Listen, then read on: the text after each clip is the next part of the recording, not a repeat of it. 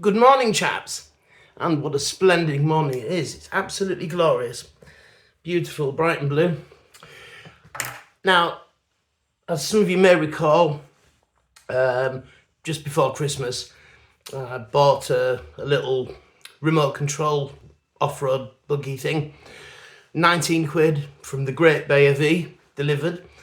And I made a little video about that, and it proved to be pretty remarkable, particularly considering the money, but just as a thing itself, it was rather impressive.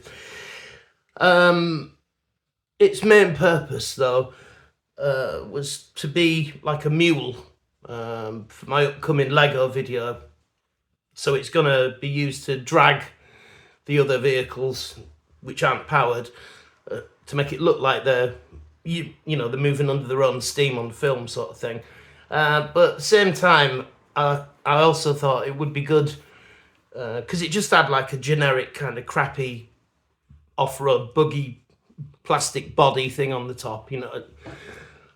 So I thought it'd be quite fun to rebody it with a Lego design of my own. So that's what I've done. And as I've done with other Lego models, I used a random variety of different coloured pieces, just old shit that I was, you know, would never use. Put the body together and then sprayed it, in this case primer grey. And then I just simply glued bonded, I should say really, because I used epoxy resin, two like rails onto the chassis piece to mount the body on, plonk, bomb, on it goes. And it's turned out rather well. It's also had a very interesting effect on its handling, because one of my complaints with the model as it previously was in its original incarnation, it's a terrible turning circle.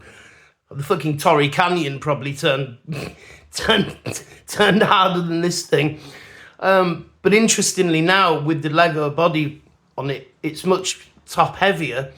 And so it leans into corners and the suspension almost makes it like four-wheel steering. So now on a smoothish floor, the thing turns on a sixpence. It's quite amazing. Anyway, enough of that. Behold, here it is. Right, folks, the word for it